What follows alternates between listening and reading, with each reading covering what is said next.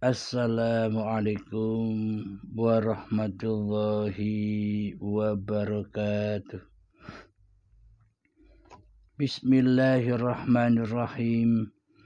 Ashhadu an la ilaha illallah wa ashhadu anna Muhammadar Rasulullah. Allahumma salli ala sayyidina Muhammad wa ala ali sayyidina Muhammad. Rabbi shrah li sadri wa yassir li amri wahlul 'uqdatam min lisani yafqahu qawli. Amin. Bismillahirrahmanirrahim. Salam jumpa lagi, salam hormat, salam santun, dan salam takzimku untuk para sahabat tercinta, para penyimak Uripe Allah Channel dimanapun Anda berada. Semoga kita semua selalu diberkahi oleh Allah Subhanahu wa Ta'ala apapun aktivitas kita. Amin ya Rabbal Alamin. Kali ini kita mengkaji tentang babakan pahala. Karena selama ini kita bertuhan dan beragama. Karena selama ini kita melaksanakan ketaatan. Karena kita selama ini melaksanakan perintah dan mengerjakan sholat dan ibadah. Seluruh sholat dan ibadah kita tentunya kita selama ini mengharapkan sebuah pahala.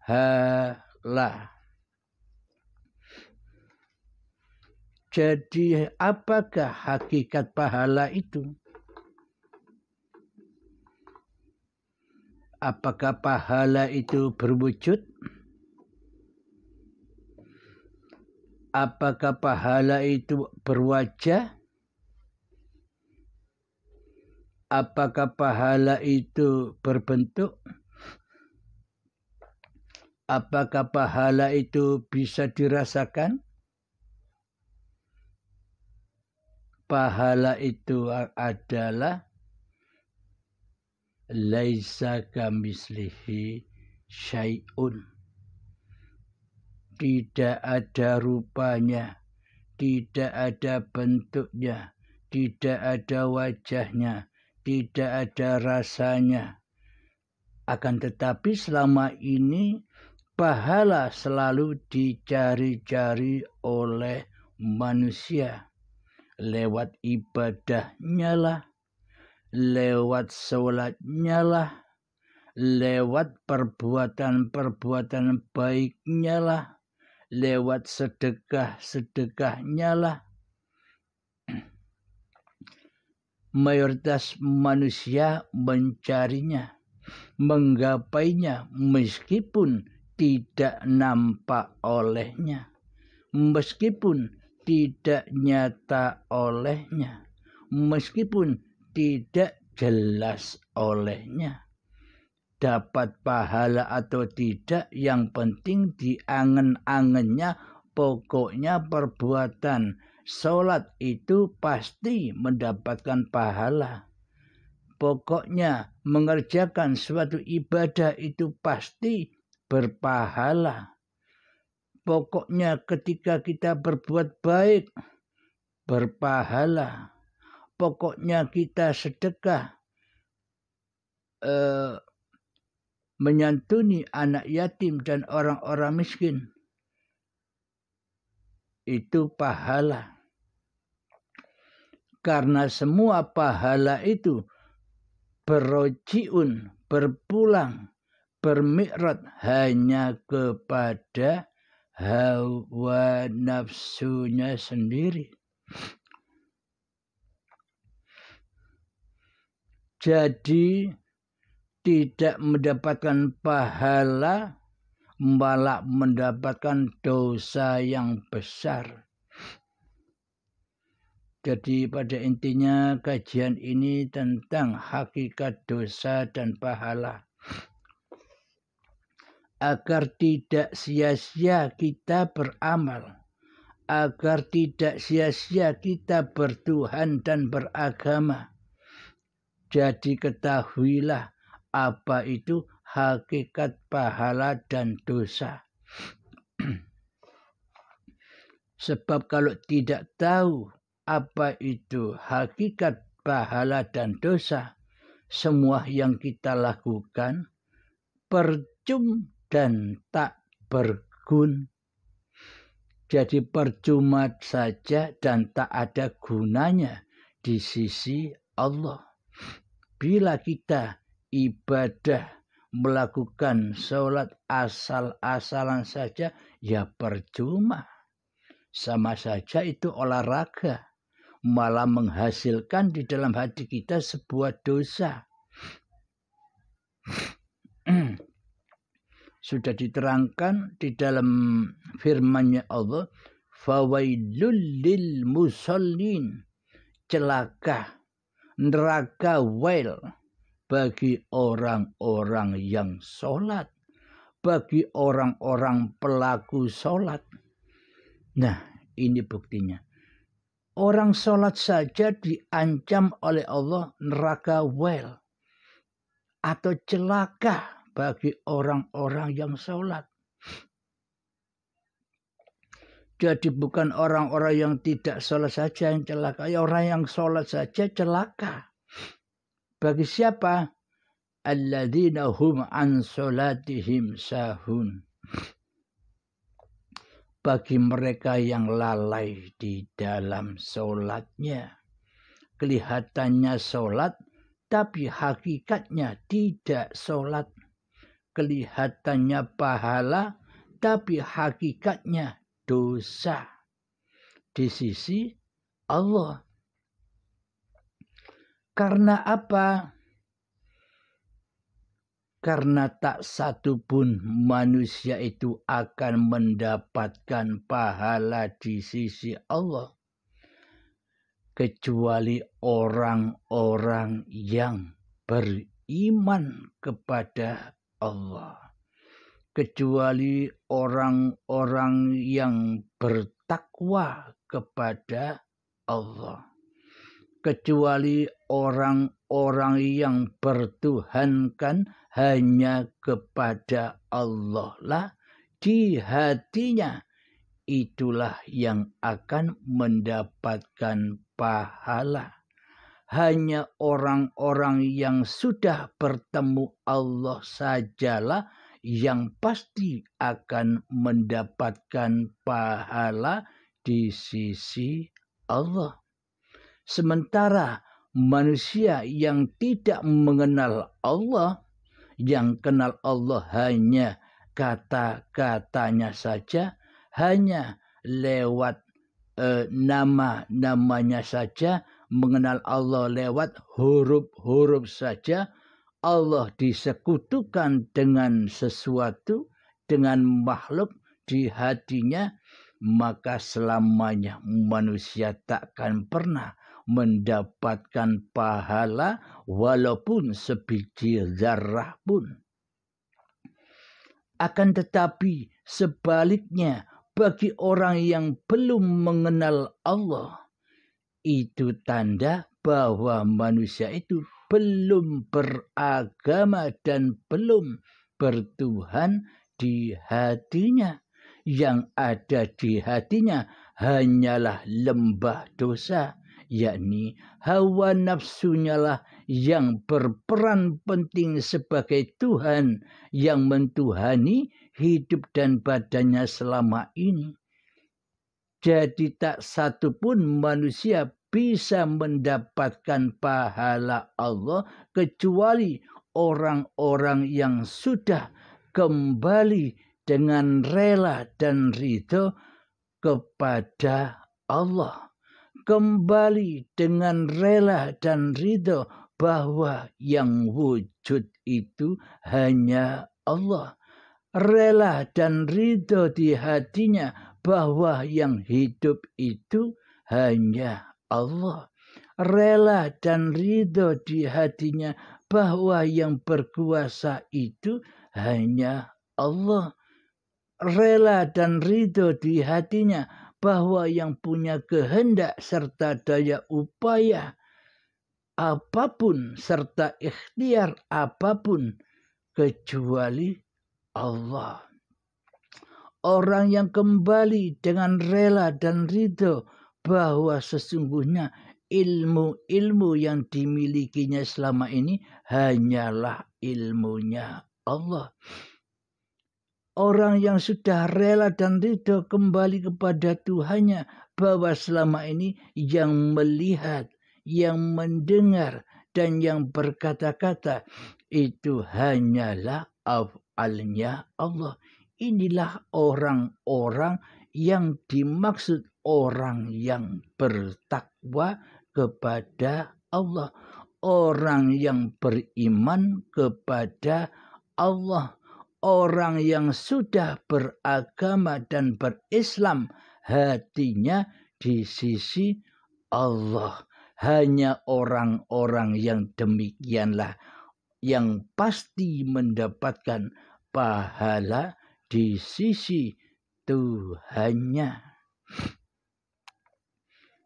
Jadi untuk meraih pahala di sisi Allah, ya wajib kenal Allah dulu. Ya wajib agamanya Allah dulu. Inna dina indallahil Islam. Sesungguhnya agama di sisi Allah itu adalah Islam. Islam itu apa sih? Bukan Islam tulisan. Bukan Islam golongan. Bukan Islam syariat, bukan Islam umbul-umbul. Yang dimaksud Islam itu Islam hatinya. Islam itu pasrah, memasrahkan bahwa hidup dan badan ini bukan hidup dan badan manusianya. Inilah Islam. Dipasrahkan kembali total jenderal kepada yang berhak, yakni Allah lah yang berhak atas hidup dan badan ini. Inilah yang dimaksud beragama dan bertuhankan Allah di hatinya. Inilah yang dimaksud pahala itu. Karena sudah mempersembahkan apa-apa yang bukan haknya kepada Allah, maka ia akan mendapatkan pahala di sisi Tuhannya. Apa pahala itu? Ketenangan jiwa. Jiwa yang tenang. Jiwanya masuk surga. Jadi pahala itu tenangnya jiwa. Tidak ingin apa-apa. Karena keinginan apa-apa sudah dicukupi. Sudah dipenuhi oleh Tuhannya. Hawa nafsunya, diri manusianya sudah tiada di hatinya. Yang ada hanyalah hayatullah yang menggerakkan, yang memperjalankan badan-badan ini di dalam berperan kesehariannya. Jadi manusianya sudah tidak ada di hatinya. Hawa nafsunya sudah hengkang dari kerajaannya Allah. Inilah yang dimaksud dosa. Bisa dirasakan di tiap-tiap hati kita. Bagi orang-orang yang sudah berbaiat, rata-rata semuanya merasakan ketenangan, merasakan enjoy, hidupnya enjoy, apa yang mau dipikirkan. Karena Allah maha pengatur diri manusianya. Allah maha pengurus seluruh manusianya. Allah maha mencukupi diri manusianya. Jadi apa yang mau ditakuti? Jadi apa yang mau diributi? Jadi apa yang mau dicari di dunia ini?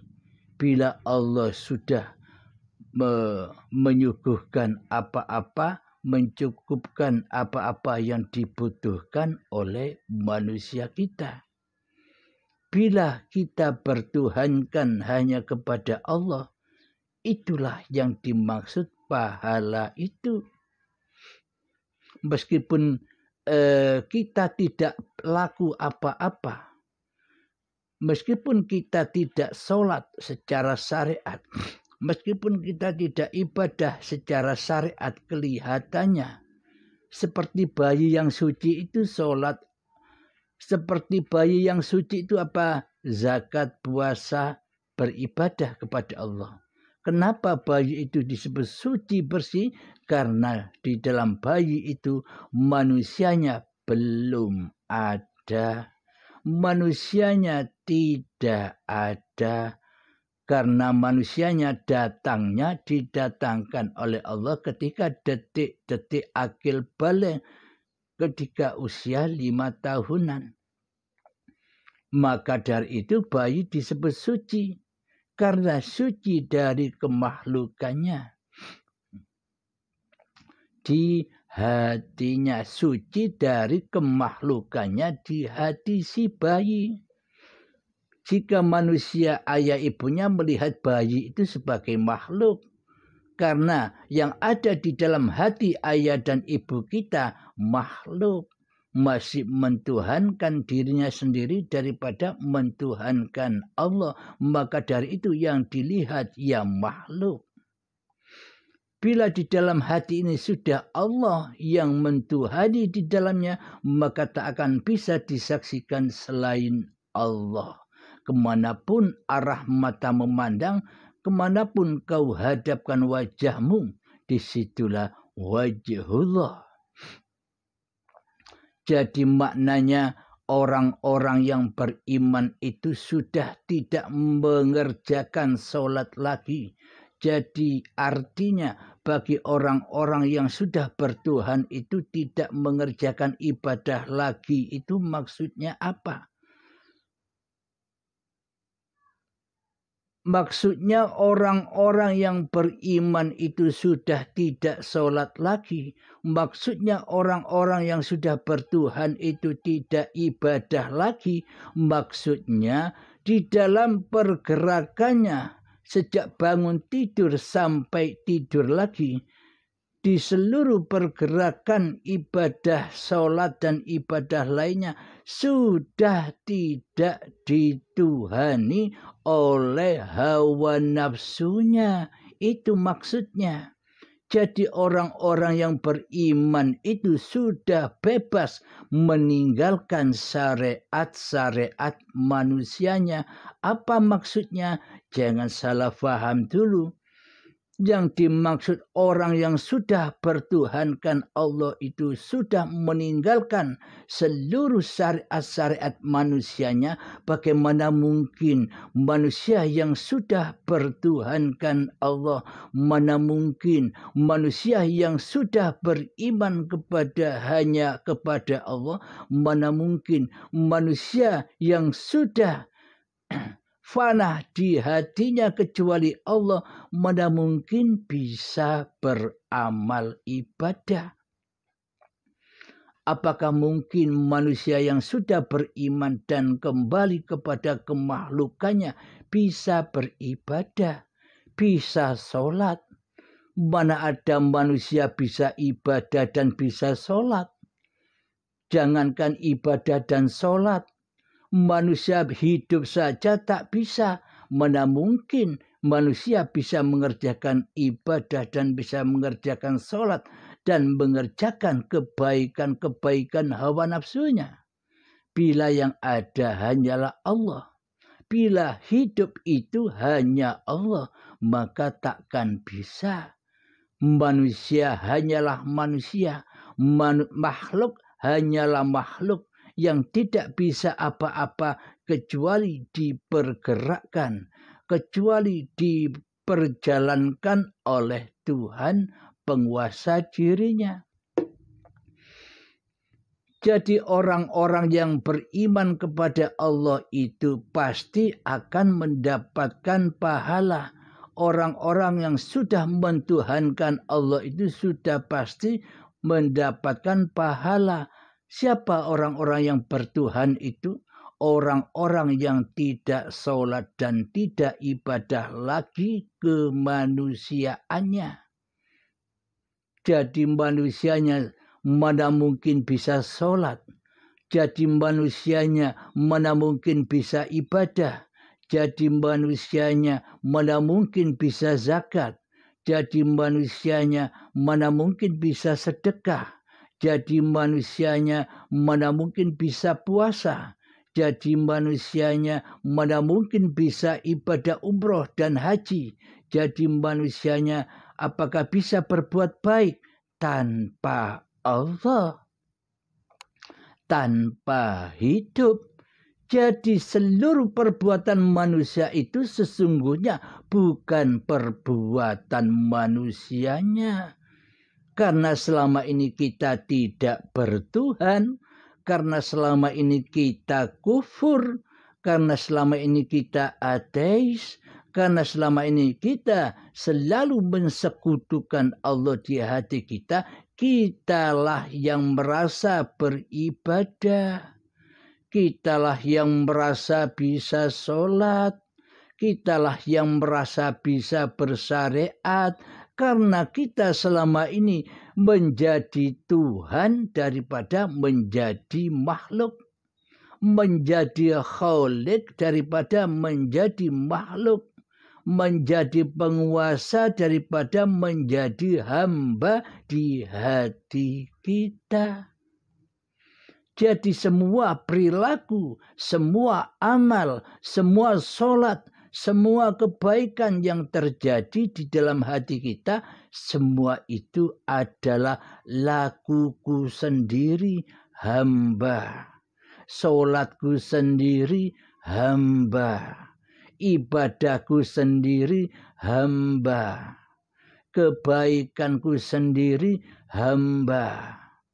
Jika semua itu jatuh kepada kehambaannya, bila semua itu jatuh kepada linafsinya, itulah yang dimaksud lembah dosa, lembah neraka. Meskipun kelihatannya ilmunya tinggi, meskipun kelihatannya amalnya banyak, tapi ilmu dan amalnya ada di lembah dosa. Ilmu dan amalnya ada di lembah pengakuan diri manusianya lah yang mentuhani di dalamnya. Itulah lembah dosa. Itulah lembah jahanam.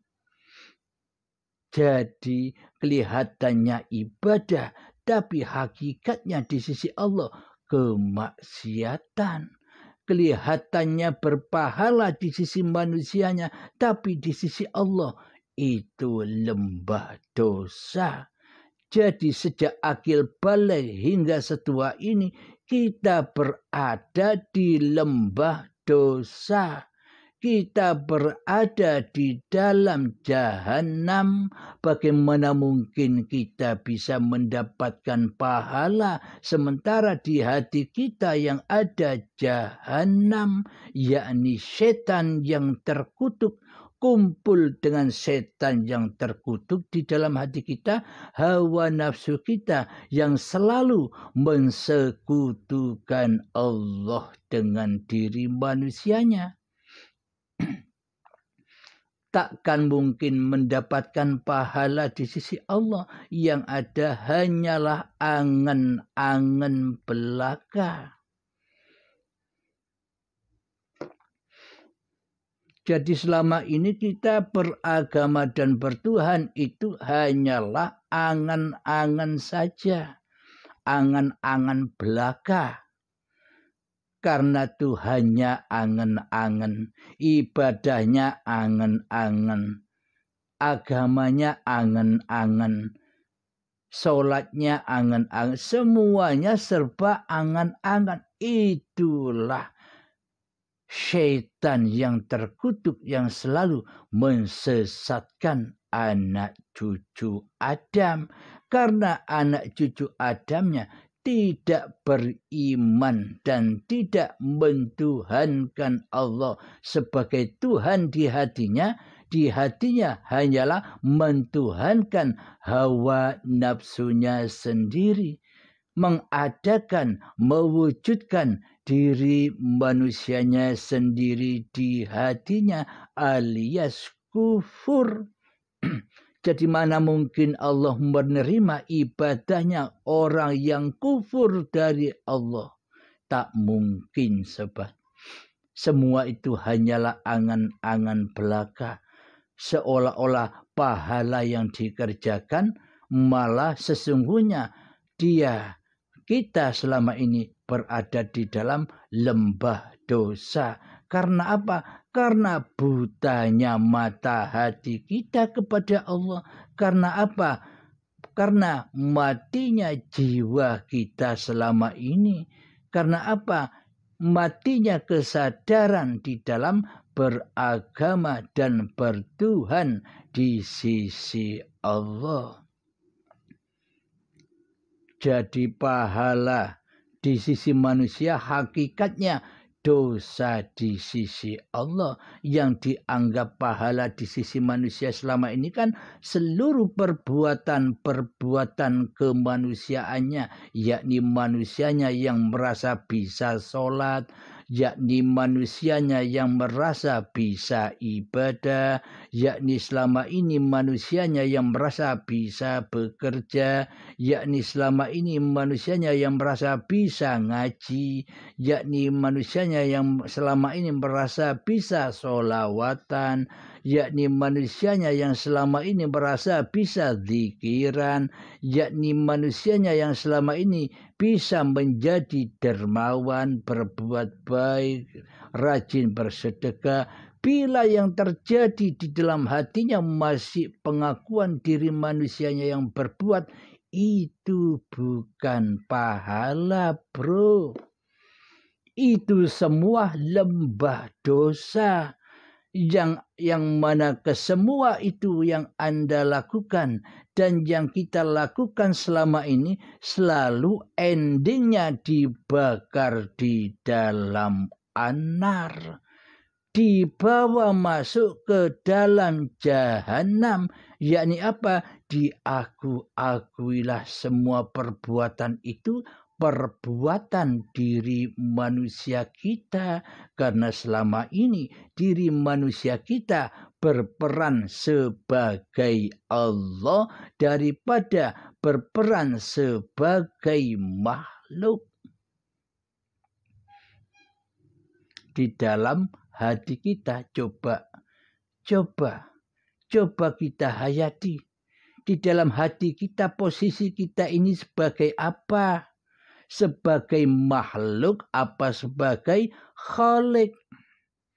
Bila di dalam hati kita berperan sebagai khalik, sebagai Tuhan yang mentuhani segala amal perbuatan yang kita lakukan, itulah yang dimaksud dosa. Selamanya takkan pernah bisa mendapatkan pahala di sisi Allah sebelum masuk Islam, sebelum beriman kepada Allah, sebelum bertakwa hatinya kepada Allah, takkan pernah mendapatkan pahala di sisi Allah, melainkan mendapatkan dosa saja, digodok terus di dalam anar hingga abadan abada, hingga waktu yang sudah ditentukan kapan, saat sakaratul maut, saat perhitungan datang. Diperhitungkan kembali apa-apa yang selama ini kita akui sebagai milik kita. Jadi orang yang bertakwa, jadi orang yang beriman, jadi orang yang mentuhankan Allah, manusianya sudah tak bisa sholat lagi, manusianya sudah tak bisa ibadah lagi, manusianya takkan pernah bisa berbuat baik lagi. Mana mungkin manusianya bisa sholat, mana mungkin manusianya bisa ibadah, mana mungkin manusianya bisa berbuat baik, sementara manusianya mati. Sementara manusianya tak punya hidup. Bagaimana mungkin manusia bisa beribadah dan sholat bila manusia itu sejatinya tak hidup, tak bisa berlaku apa-apa. Bukti ayatnya, inna sholati wa nusuki wa mahyaya wa mamati lillahi rabbil alamin. Alam. Jadi sesungguhnya sholatku, sholat yang selama ini kita akui sebagai sholat kita, dan sesungguhnya ibadahku, ibadah kebaikan, sedekah, kedermawanan kita selama ini yang kita akui sebagai ibadah milik kita, serta hidup dan mati yang selama ini kita akui sebagai hidupnya kita, sesungguhnya lillahi rabbil alamin, sesungguhnya hanyalah milik Allah. Jadi apapun yang kita kerjakan sesungguhnya itulah milik Allah. Inilah manusia yang bertuhan, inilah manusia yang beriman, dan inilah manusia yang bertakwa sebenar-benarnya takwa di sisi Allah. Jadi manusia yang bertakwa ya tak merasa bisa sholat. Jadi manusia yang bertakwa ya tak merasa bisa ibadah. Karena sholat dan ibadah serta hidup ini bukan milik manusianya. Itulah yang dimaksud manusia yang bertakwa. Itulah yang dimaksud manusia yang akan mendapatkan pahala di sisi Allah karena ketakwaannya. Maksudnya takwa itu manusianya sudah tidak menjadi Tuhan. Manusianya sudah kembali menjadi makhluk, tidak bisa apa-apa dan tidak bisa bersiapa-siapa tanpa Tuhannya. Jadi ayatnya, wallahu khalaqakum wa ma ta'malun. Sesungguhnya Allah lah pencipta diri manusiamu, dan Allah lah pencipta seluruh amal perbuatanmu. Jadi mana mungkin manusia bisa berbuat baik kebaikan atau keburukan, baik ketaatan ataupun kemaksiatan, baik kesalahan atau kebenaran tanpa Allah, tanpa dicipta. Bila manusia tidak dicipta, apakah manusia ada? Apakah ada kebenaran dan kesalahan? Apakah ada ketaatan dan kemaksiatan? Apakah ada kebaikan dan keburukan tanpa penciptanya? Nah, jadi manusianya itu sesungguhnya tak bisa bersyariat, tak bisa bertoreko, tak bisa berhakikat, dan tak bisa bermakrifat. Karena yang bersyariat sesungguhnya, karena yang bertoreko sesungguhnya, karena yang berhakikat sesungguhnya, dan karena yang bermakrifat sesungguhnya hanyalah Sang Pencipta alam semesta ini. bukan yang diciptakan. Bila manusia merasa sebagai pencipta, itu maknanya manusia di lembah dosa. Meskipun kelihatannya sholat, meskipun kelihatannya amalnya banyak, meskipun kelihatannya ilmunya tinggi, tapi di dalam hatinya yang ada bukan Allah. Akan tetapi di hatinya yang ada masih diri manusia, agama apapun itu, maka manusia itu dikatakan tidak bertuhan. Karena yang ada di hatinya, yang ada hanya Tuhan, hawa nafsunya di lembah neraka bersama syaitan yang terkutuk, bersama syaitan yang nyata di hatinya. Siapa yang nyata di hati kita? Kan kita selama ini yang nyata. Ya, yang nyata itulah sejatinya setan yang terkutuk itu, yang selalu berbuat dosa. Apapun yang dilakukan, semuanya dosa. Karena semua yang dilakukan diakui sebagai kuasa diri manusianya. Itu loh dosa. Jadi pahala itu hanyalah orang-orang yang sudah bertauhid. Ingat sekali lagi, jadi pahala itu hanyalah bagi orang-orang yang sudah bertauhid di hatinya. Mentauhidkan Allah daripada mentauhidkan hawa nafsunya di hatinya. Mewujudkan Allah daripada wujud manusianya di hatinya. Menghidupkan Allah daripada hidup manusianya di hatinya. Mengkuasakan Allah daripada kuasa manusianya di hatinya. Mengkehendakkan dan mendaya upayakan serta ikhtiarnya Allah daripada berdaya upaya dan ikhtiarnya makhluknya di hatinya. Intinya makhluknya mati, Allahnya lah yang hidup. Inilah yang dimaksud orang yang beriman kepada Allah.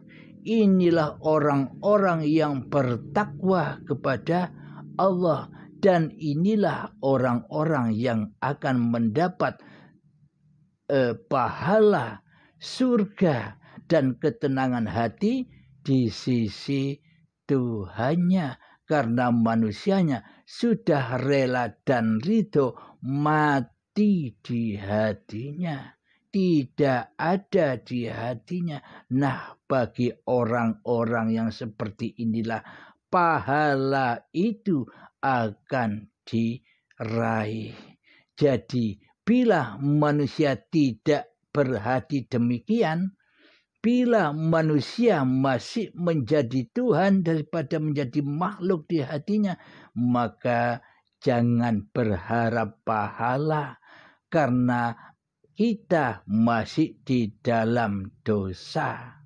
Tidak akan mendapatkan pahala jika manusia masih melakukan dosa-dosa besar. Sholatnya dosa besar, ibadahnya dosa besar, hidupnya dosa besar, amalnya dosa besar, kerjanya dosa besar, duduknya dosa besar, berdirinya dosa besar, minumnya dosa besar. Mohon maaf.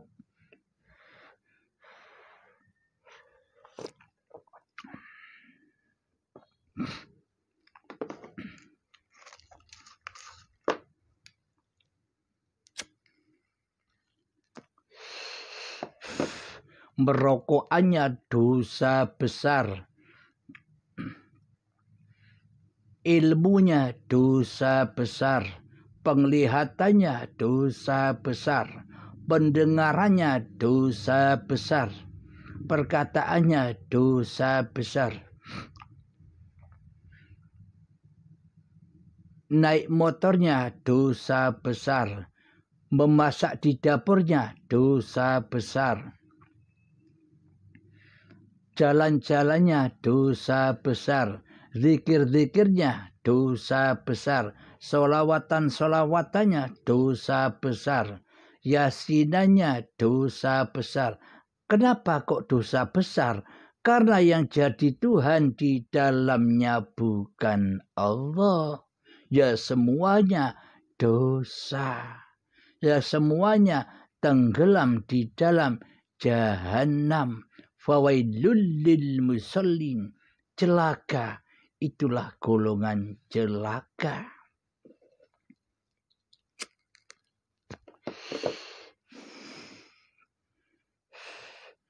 Kenapa kok dikatakan dosa besar semuanya itu?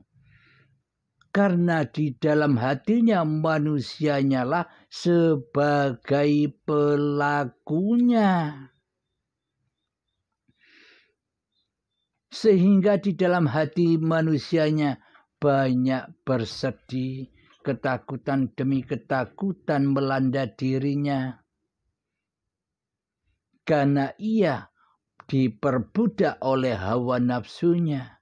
Doa-doanya bukan kepada Allah. Doa-doanya selama ini hanya kepentingan-kepentingan setannya. Kepentingan-kepentingan hawa nafsunya.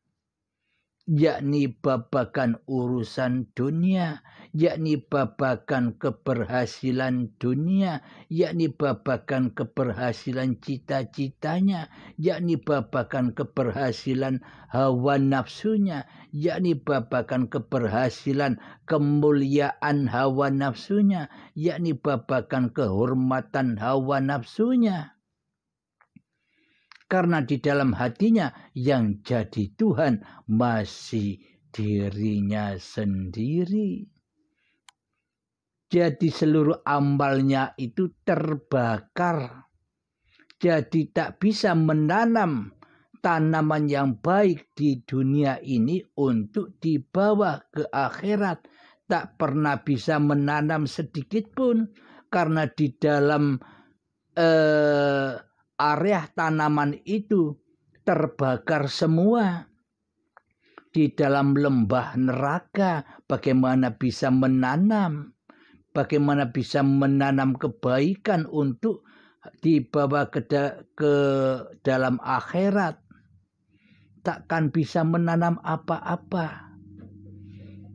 Jadi manusia yang bisa menanam, manusia yang sudah beragama dan bertuhan di hatinya, yakni agama innad dina indallahil Islam. Jadi Islamnya secara hati, secara maknawi, secara batinia, bukan Islam-Islam yang di luar sana. Bukan Islam-Islam yang hanya simbol-simbol saja. Islam-Islam yang hanya simbol saja itu tempatnya di neraka jahanam. Contoh, bukti selama ini. Lihatlah Islam-Islam, lihatlah aliran-aliran, lihatlah semua banyak kepentingan-kepentingannya. Mereka satu persatu, mereka masing-masing dirinya merasa paling benar. Jadi 73 golongan ini, golongan apapun, aliran apapun, semuanya merasa dirinya lah yang terbaik. Karena Islamnya masih Islam simbol, karena Islamnya masih Islam dohir, syariat saja, maka panas. Banyak perselisihan. Lihatlah, tengoklah di Timur Tengah, di Suriah. Padahal sesama Islamnya, tapi kok saling membunuh. Inilah lembah neraka. Jadi bukan Islam secara dohir itu yang innad dina indallahil Islam itu. Jadi Islamnya hati. Yang ada, yang masuk di dalam hati. Bukan Islam yang di luar hati. Yang di luar hati itulah anar. Yang saling merasa benar sendiri, yang selalu panas. Bila aliran lain mengatakan begini panas, bila yang itu dirasani begini panas. Yang ada hanyalah perdebatan dan perdebatan. Itulah bukti anar. Jadi paparan yang diterangkan ini sudah di atasnya segala aliran dan golongan. Tujuan Islam itu sesungguhnya Islam itu ya yang begini, yang originalnya, yakni hati selalu mentauhidkan Allah. Inilah Islam yang dibawa oleh para nabi dan para rasul, termasuk Kanjeng Nabi Muhammad sallallahu alaihi wasallam. Islamnya seperti ini, kondisinya hatinya seperti ini. Bila kondisi hatinya tidak bertauhid, maka bukan disebut Islam. Maka peperanganlah yang dihadapinya, maka merasa mulialah yang dihadapinya, maka merasa benarlah yang dihadapinya. Jadi contohlah kondisi Islamnya hati Kanjeng Nabi Muhammad sallallahu alaihi wasallam yang selalu hatinya mentauhidkan, mengadakan, mewujudkan, menghidupkan, mengkuasakan, mengkehendakkan hanya Allah daripada Muhammadnya di hatinya. Contoh, Muhammad, bukan kamu yang melempar, akulah yang melempar. Muhammad, bukan kamu yang memanah, akulah yang memanah. Itulah contoh hati, keadaan hati para nabi dan rasul. Yang ada hanya Allah, bukan Muhammadnya. Yang ada hanya hayatullah, bukan hayat manusianya. Bila yang ada hayat manusianya, maka ia sudah di dalam jahanam, disiksa terus dengan perselisihan-perselisihan, disiksa terus dengan perdebatan-perdebatan, disiksa terus dengan rasa kebenarannya sendiri. Alhamdulillahirabbil alamin. Inilah sekilas tentang pahala dan dosa yang begitu luasnya keterangannya tadi. Semoga saya pribadi, semoga kita semua diberi petunjuk oleh Allah Subhanahu wa ta'ala. Amin ya rabbal alamin. Akhiru kalam. Bismillahirrahmanirrahim. Alhamdulillahi rabbil alamin. Allahumma salli ala sayyidina Muhammad wa ala ali sayyidina Muhammad. Rabbana atina fid dunya hasanah wa fil akhirati hasanah wa qina adzabannar. Rabbana atina fid dunya hasanah wa fil akhirati hasanah wa qina adzabannar. Rabbana atina fid dunya hasanah wa fil akhirati hasanah wa qina adzabannar. Wa sallallahu ala sayyidina Muhammad wa ala alihi wa sahbihi wa sallam. Walhamdulillahi rabbil alamin. Al-Fatihah.